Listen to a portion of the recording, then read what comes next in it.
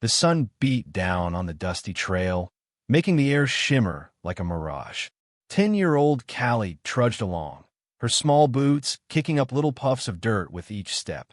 Her throat was dry, and her stomach rumbled with hunger, but neither felt as heavy as the lump in her chest. She glanced back, half expecting to see the wagon, her family, anything familiar. But the trail remained empty, stretching behind her like a long, accusing finger. They were gone, really gone. Just hours ago, Callie had been riding in the back of the wagon, bouncing along with her younger siblings, listening to her mother hum a familiar tune. Her father, a stern man with calloused hands, had been driving. No one had spoken to her, which wasn't unusual. Callie often felt like a ghost in her own family, unseen and unheard. Then the wagon had stopped. Her father had wordlessly pulled her down, set her small bag at her feet, and pointed down the trail. "Walk that way," he'd said, his voice rough. "We can't take you anymore. No explicación. No vuelve. Just gone."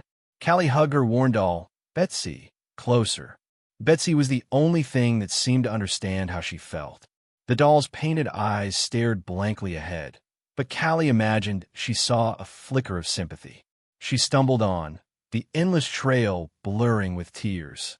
The sun seemed to mock her with its brightness, and the wind whispered cruel secrets in her ear.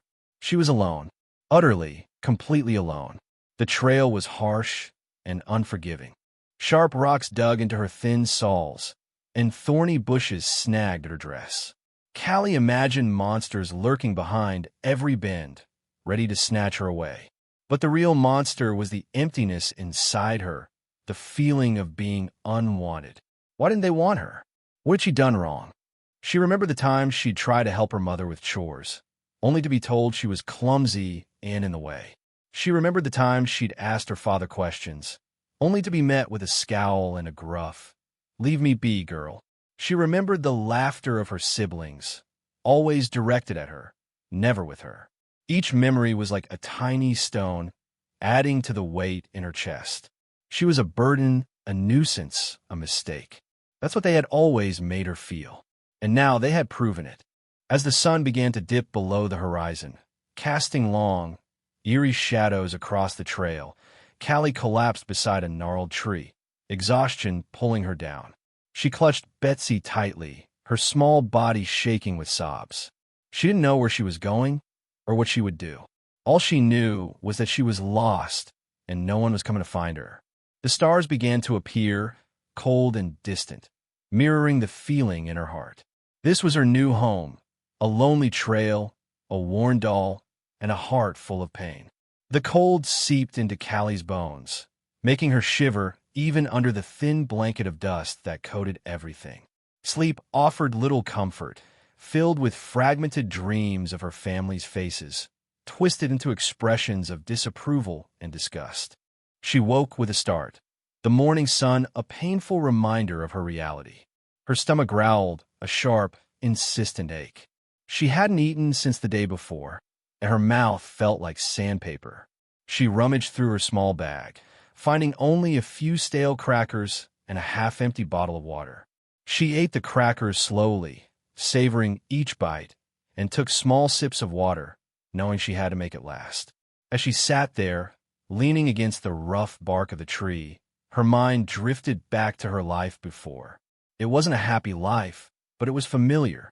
She remembered the small, cramped cabin where they lived, the endless chores, the constant feeling of being overlooked. Her mother, Sarah, had been a worn woman, her face etched with worry lines. She worked tirelessly, cooking, cleaning, and tending to the younger children. Callie had tried to help, but she always seemed to make things worse. She'd spill milk, break dishes, or get in the way. Her mother would sigh, a sound that always made Callie's heart sink, and say, "Just go play, Callie. You're more trouble than you're worth." Her father, Thomas, was a man of few words. He worked the land, his hands rough and calloused. He rarely smiled, and when he did, it never seemed to reach his eyes. Callie had longed for his approval, but she never knew how to earn it. She'd try to help him with his work, but he'd always send her away, saying, "You're too small, girl. Go bother your mother." Her siblings, a gaggle of younger children, seemed to delight in teasing her. They'd call her names, hide her things, and whisper secrets behind her back. Callie had tried to befriend them, but they always pushed her away. She was the odd one out, the black sheep of the family. She remembered one incident in particular. It was her birthday, and she had hoped, just for once, that her family would acknowledge her. But the day came and went without a word. No cake, no presents, no happy birthday. That night, she had cried herself to sleep, feeling utterly forgotten. Now, sitting alone on the trail, she understood. She was forgotten. She was unwanted. She was disposable. The realization was like a punch to the gut, leaving her breathless and aching. She hugged Betsy tighter, burying her face in the doll's worn fabric. "Why?" she whispered. "Why didn't they want me?" There was no answer, only the rustling of leaves and the chirping of birds. The world seemed indifferent to her pain, uncaring of her fate. She was just a small, lost girl, alone on a dusty trail, with nothing but her memories and a broken heart. The lump in her chest grew heavier, pressing down on her, threatening to suffocate her. She closed her eyes, willing herself to disappear, to fade away into nothingness. But even that seemed impossible. She was trapped in her own skin, trapped in her own misery. The trail stretched ahead, an endless path of loneliness and despair. The sun climbed higher, baking the trail and turning the air thick and heavy. Callie knew she couldn't stay huddled under the tree forever. She had to move, even if she didn't know where she was going. With a sigh, she pushed herself to her feet, her legs stiff and sore. She took another small sip of water, slung her bag over her shoulder, and started walking. The trail stretched endlessly before her, a ribbon of dust winding through the parched landscape. She kept her eyes fixed on the ground, trying not to think about her hunger, her thirst, or her fear. She focused on putting one foot in front of the other, trying to find some rhythm in her steps. Hours passed. The sun beat down mercilessly, turning her skin red and raw. Her water bottle was empty, and her throat felt like it was filled with sand. She stumbled often, her legs growing weaker with each step. She knew she couldn't go much further. Just as she was about to collapse again, she saw something in the distance. A small cloud of dust swirling in the air. She squinted, trying to make out what it was. As she got closer, she realized it was a horse, and on the horse was a man. Hope flickered in her chest, a tiny spark in the darkness. She quickened her pace, her heart pounding with anticipation. Maybe this man could help her. Maybe he could give her some water, some food, some direction.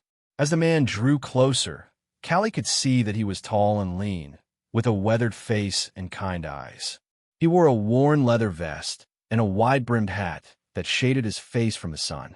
He looked like he belonged in this harsh, unforgiving landscape.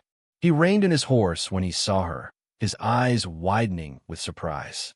"Well now," he said, his voice deep and gentle. "What's a little girl like you doing out here all alone?" Callie hesitated, unsure what to say. She didn't want to tell him her story, didn't want to relive the pain and humiliation of being abandoned. She just wanted help. I got lost," she stammered, her voice barely a whisper. The man studied her for a moment, his eyes filled with concern. He didn't press her for more information, didn't ask her where she came from or where she was going. He simply nodded, as if he understood. "Well, you look like you could use some help," he said, dismounting his horse. He walked over to her, his movements slow and deliberate. "My name is Cyrus Dalton. What's yours?" "Callie," she replied, her voice a little stronger now. "Pleased to meet you, Callie," Cyrus said, offering her a warm smile. "Now, how about I give you a ride back to my place? I've got plenty of water and some food to spare." Callie looked at him, her eyes searching his face for any sign of deceit. But she saw only kindness, only concern. She knew she had no other choice. She couldn't stay out here alone. "Okay," she said, her voice trembling. "Thank you." Cyrus smiled again, a genuine, heartfelt smile that reached his eyes. He lifted her onto his horse, settling her in front of him. "Hold on tight," he said. "It's going to be a bumpy ride." As they rode off, Callie leaned against Cyrus's back, feeling a sense of relief she hadn't felt in days. She didn't know who this man was or why he was being so kind to her. But in that moment, she didn't care. All she knew was that she wasn't alone anymore. Someone had finally seen her, and someone had finally offered her a helping hand. The trail ahead still seemed uncertain, but for the first time in a long time, Callie felt a glimmer of hope. The ride to Cyrus's ranch was long and bumpy, but Callie didn't mind. She felt safe nestled against his back, the rhythm of the horse's hooves a comforting lullaby. Cyrus didn't pry, didn't ask any questions about her past. He simply pointed out interesting things along the way. A soaring hawk, a family of rabbits scurrying across the trail, a field of wildflowers blooming in vibrant colors. As they approached the ranch, Callie saw a small but sturdy house with a wide porch. A windmill spun lazily in the distance, and chickens pecked in the yard. A friendly dog bounded towards them, barking a cheerful greeting. The whole place seemed to exude a sense of peace and welcome. "This is it," Cyrus said, reining in the horse. "Welcome to my humble abode." He helped Callie down from the horse, and she stood for a moment, taking it all in. It wasn't fancy, but it was warm and inviting, a far cry from the cramped, cold cabin she had known. "Come on in," Cyrus said, leading her towards the house. "I'll get you something to eat and drink." The inside of the house was simple but cozy. A fire crackled in the hearth, casting a warm glow on the room. There were comfortable chairs, a wooden table, and shelves filled with books.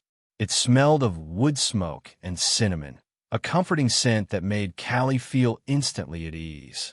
Cyrus led her to the table and offered her a glass of cool water and a plate of freshly baked bread with butter and jam. Callie ate ravenously, savoring every bite. It was the best meal she had had in a long time. "Thank you," she said, her voice filled with gratitude. This is really good." Cyrus smiled. "You're welcome, Callie. I'm glad you like it." After she had finished eating, Cyrus showed her to a small room with a single bed, a wooden dresser, and a window overlooking the yard. "This will be your room for now," he said. "It's not much, but it's clean and comfortable."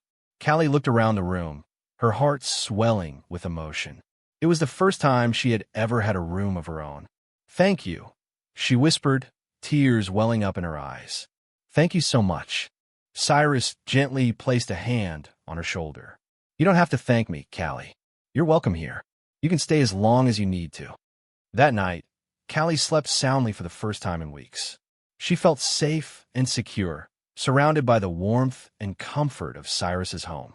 She knew she still had a long way to go, but for the first time, she felt like she had a chance. A chance to heal, a chance to grow, a chance to find a place where she truly belonged. As she drifted off to sleep, she clutched Betsy close, whispering, "We're safe now, Betsy. We're finally safe." And for the first time, she believed it. The ranch, with its kind owner and welcoming atmosphere, felt like a haven, a sanctuary from the harshness of the world. It was a place where maybe, just maybe, she could finally start to heal her broken heart. The journey wouldn't be easy, but she knew she wasn't alone anymore. She had Cyrus, and that was enough. For now. The next morning, Callie woke to the sound of birds singing outside her window. She stretched, feeling the warmth of the sun on her face. For the first time in a long time, she didn't feel the familiar knot of anxiety in her stomach. She got out of bed, dressed in the clean clothes Cyrus had provided, and went to find him. She found him in the barn, tending to the animals. He was humming a cheerful tune as he milked a cow. The air was filled with the smell of hay and manure, a surprisingly pleasant scent. "Good morning, Callie," Cyrus said, smiling when he saw her. "Sleep well?" "Yes, sir," Callie replied. "Thank you." "No need to call me sir," Cyrus said. "Just Cyrus is fine. And how about you help me with the chores this morning?" Callie's eyes lit up. She had always wanted to help with chores, but her family had never let her. "I can," she asked, her voice filled with excitement. "Of course," Cyrus said. "There's plenty to do around here. You can start by feeding the chickens." He showed her how to scatter the grain, and Callie carefully followed his instructions.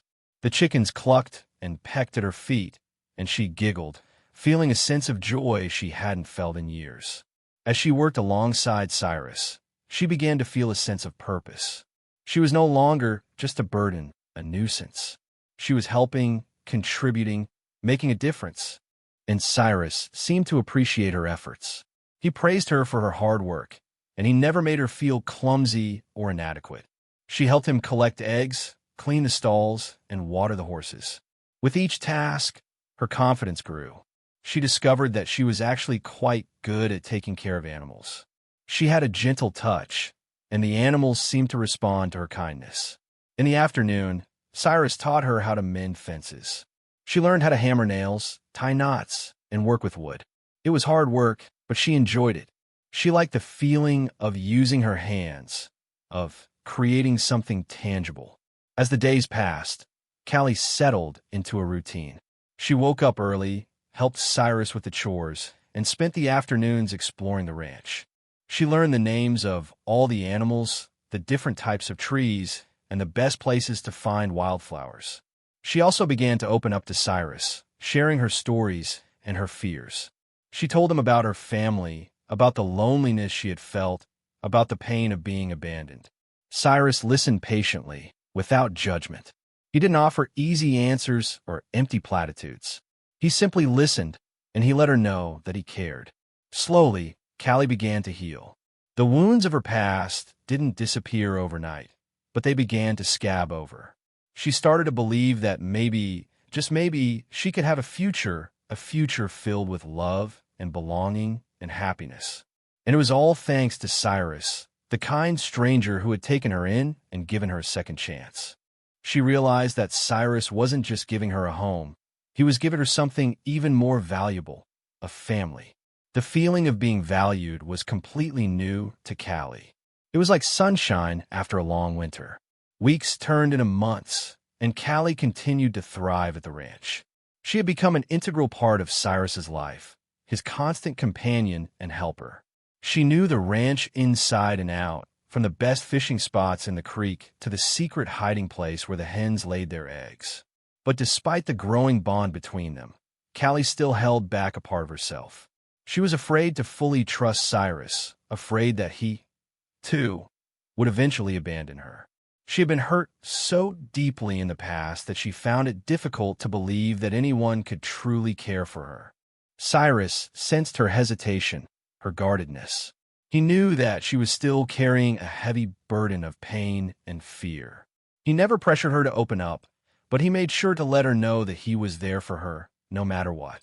He showed her, through his actions, that his love and commitment were unwavering. One evening, as they sat on the porch watching the sunset, Callie finally broke down. She had been holding back her tears for so long that they came in a torrent, washing away years of pain and sadness. "I don't understand why they didn't want me," she sobbed, her voice choked with emotion. "What did I do wrong?" Cyrus gently pulled her into his arms, holding her close. He didn't offer any easy answers, didn't try to minimize her pain. He simply held her, letting her cry, letting her release all the pent-up emotions she had been carrying for so long. When she had finally calmed down, Cyrus spoke softly, his voice filled with compassion. "Callie," he said, "sometimes people make mistakes. Sometimes they're not capable of giving the love that others need. It's not your fault. You didn't do anything wrong." Callie looked up at him, her eyes red and swollen. But why me?" she asked. "Why did they choose me to leave behind?" Cyrus sighed, his face etched with sadness. "I can't answer that question, Callie. I don't know why they did what they did. But I do know that their actions don't define you. You are a good, kind, and loving person, and you deserve to be loved in return." He paused, taking her hand in his. "And I want you to know that I love you, Callie. I love you like my own daughter, and I will never, ever abandon you." Callie's heart swelled with emotion. It was the first time anyone had ever told her they loved her, and it felt like a miracle. She looked at Cyrus, her eyes filled with tears of gratitude. I love you too, Cyrus," she whispered. "I really do." In that moment, the last of Callie's defenses crumbled. She finally allowed herself to fully trust Cyrus, to believe in his love and commitment. She knew that she had found a true home, a true family, and she knew that she would do anything to protect it. The trust was slow, but once earned, it was complete. From that point on, Callie knew that Cyrus was her family, and she was his. With the bond between them solidified, Callie continued to flourish. She threw herself into ranch life, eager to learn everything Cyrus could teach her. She spent hours in the saddle, riding alongside him as he checked the fences or rounded up stray cattle.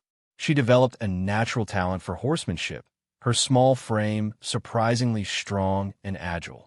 Cyrus taught her how to read maps, how to track animals, and how to survive in the wilderness. He showed her how to shoot a rifle, how to build a fire, and how to find edible plants.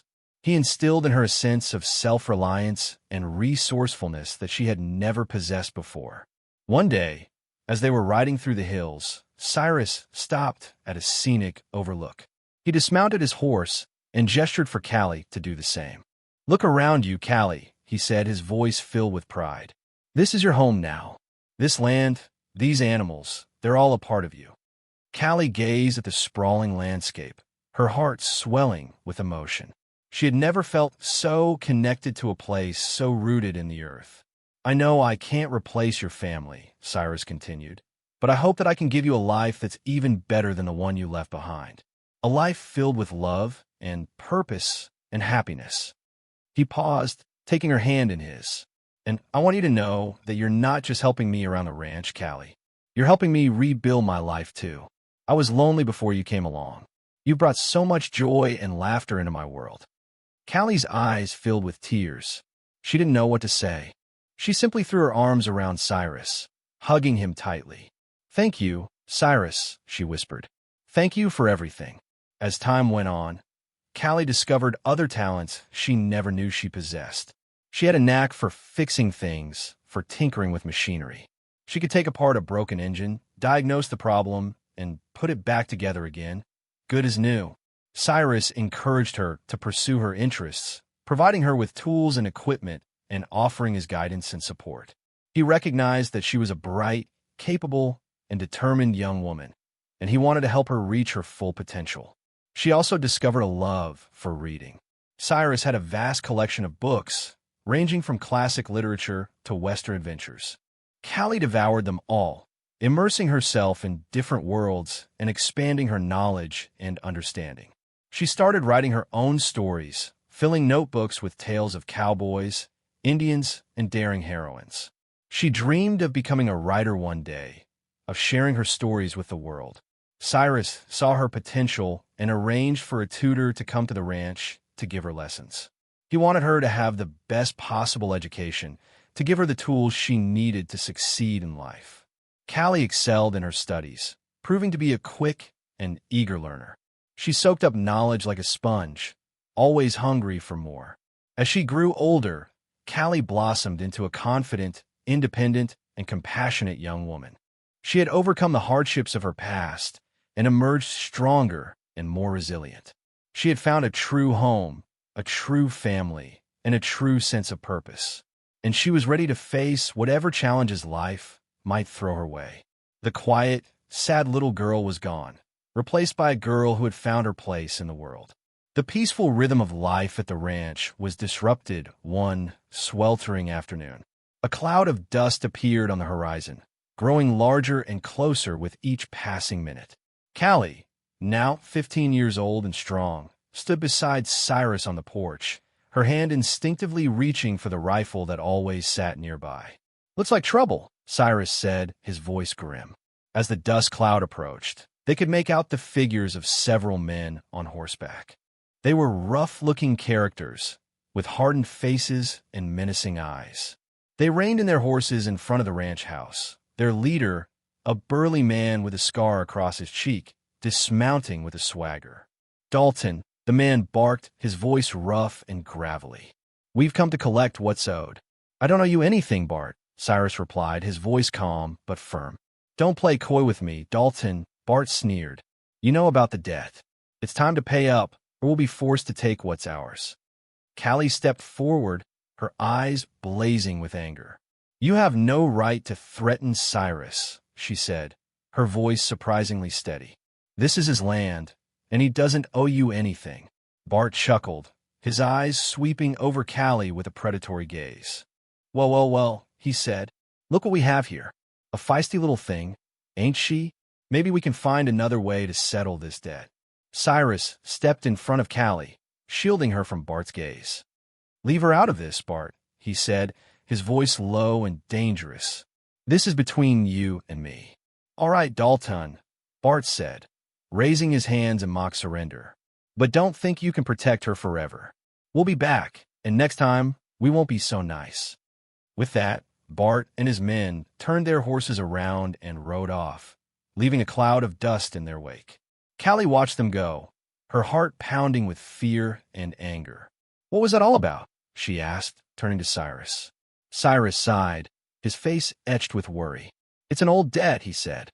"I made some bad choices a long time ago, and now I'm paying the price." "But what are we going to do?" Callie asked, her voice trembling. "They're going to come back, aren't they?"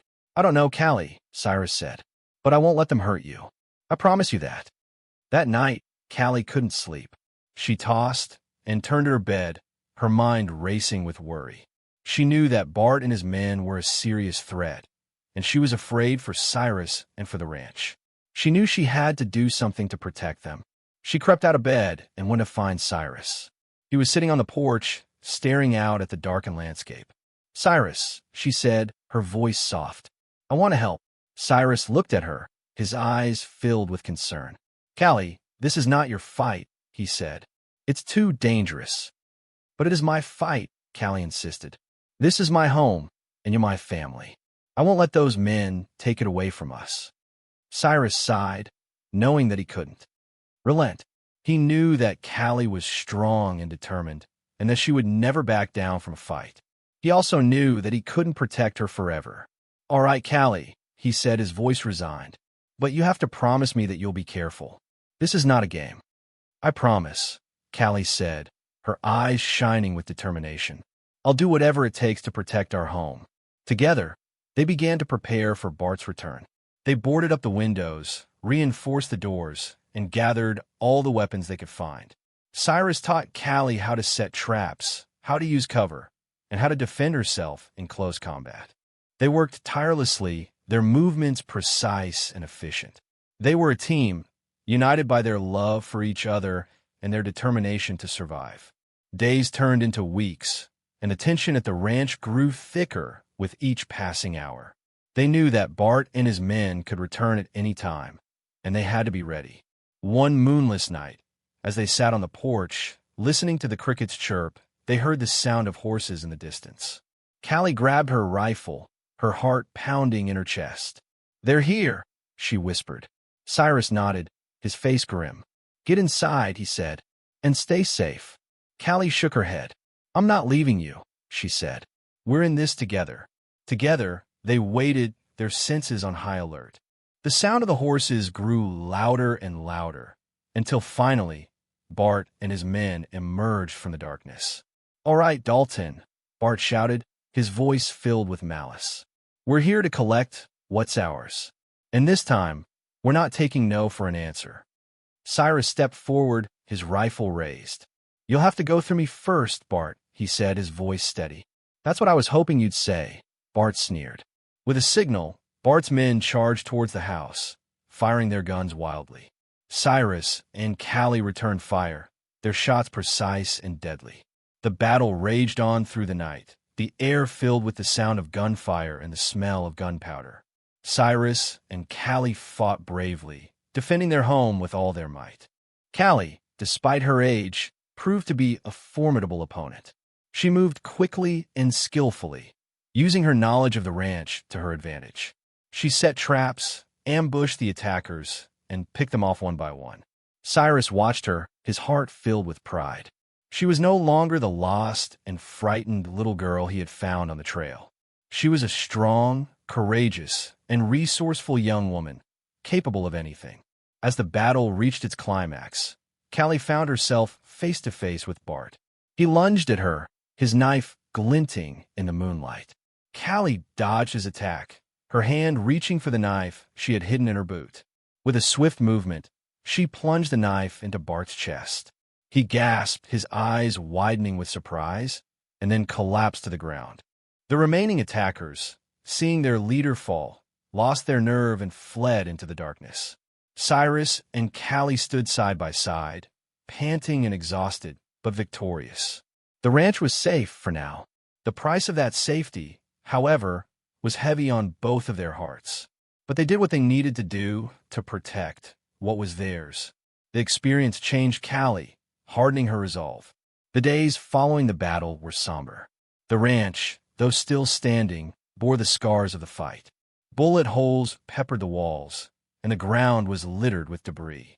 The weight of what they had done, the lives they had taken, hung heavy in the air. Callie struggled to reconcile the bravery she had shown during the battle with the guilt she felt afterward. She had killed a man, and that was something she would never forget.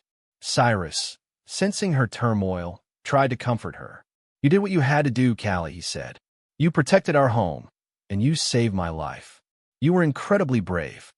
"But it doesn't feel brave," Callie replied, her voice choked with emotion. "It feels wrong." "I know," Cyrus said, "but you can't let it consume you. You have to move on, to find a way to live with it." He helped her bury Bart and the other men, offering a silent prayer for their souls. He then set about repairing the damage to the ranch, determined to rebuild their lives. As they worked side by side, Callie began to find a measure of peace. She realized that she couldn't change what had happened, but she could control how she responded to it. She could choose to let the guilt and sadness consume her, or she could choose to learn from the experience and move forward with her life. She decided to choose the latter. She resolved to honor the memory of those who had died by living a life of purpose and compassion. She would dedicate herself to making the ranch a better place, to helping others in need, and to spreading kindness and understanding wherever she went. Weeks later, a stranger rode into the ranch. He was an older man with a kind face and gentle eyes. He introduced himself as a lawyer, sent by a friend of Cyrus's to help settle the legal matters surrounding Bart's death. After a few days of investigation, the lawyer informed Cyrus that Bart had been a notorious outlaw, wanted by the authorities for a string of robberies and murders. He had been terrorizing the countryside for years, and no one had been able to stop him. The lawyer explained that Callie's actions had not only saved Cyrus's life and protected the ranch, but had also rid the community of a dangerous criminal. She was hailed as a hero, her bravery celebrated throughout the region. Despite the praise and recognition, Callie remained humble. She knew that she was not a hero, but simply a girl who had done what she had to do to protect her home and her family. One evening, as they sat on the porch watching the sunset, Cyrus turned to Callie, his eyes filled with love and gratitude. "Callie," he said, "you've been through so much in your life. You've faced challenges that would have broken most people, but you've never given up. You've always found a way to persevere." He paused, taking her hand in his. "I want you to know that I'm incredibly proud of you.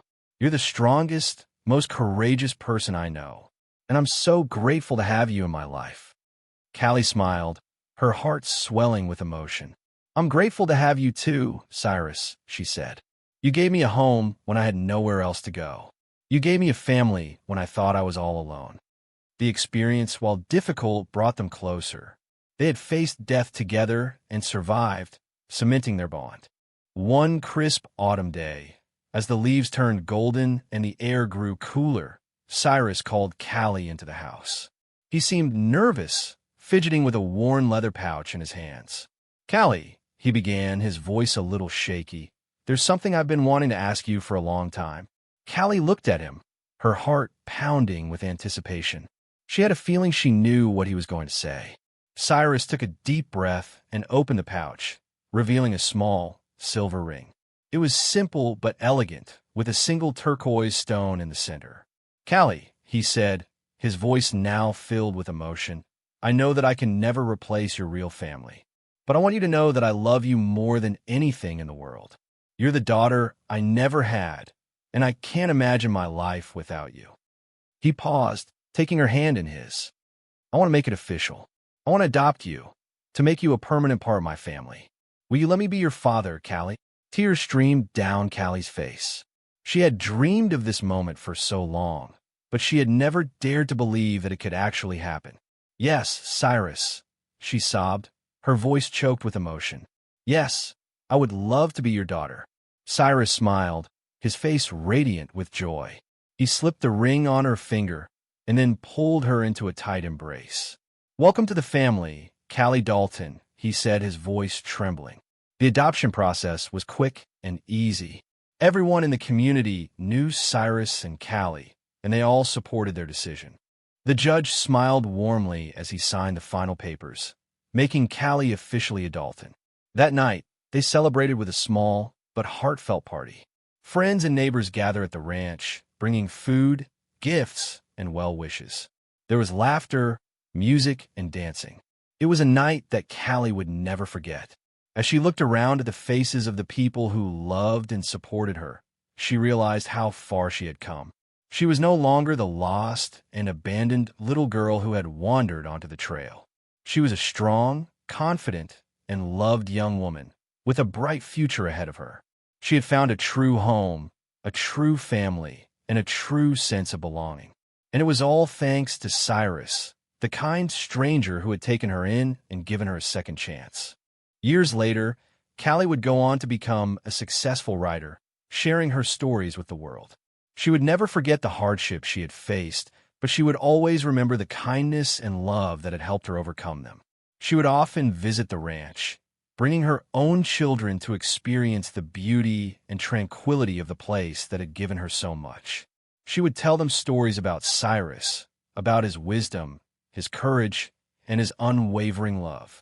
And she would always remind them that family is not just about blood, but about the bonds of love, loyalty, and commitment that tie people together. Callie knew she was lucky to have found her forever family. For Callie, the dusty trail had led not to despair, but to a place of love, belonging, and ultimately to a true home. The end.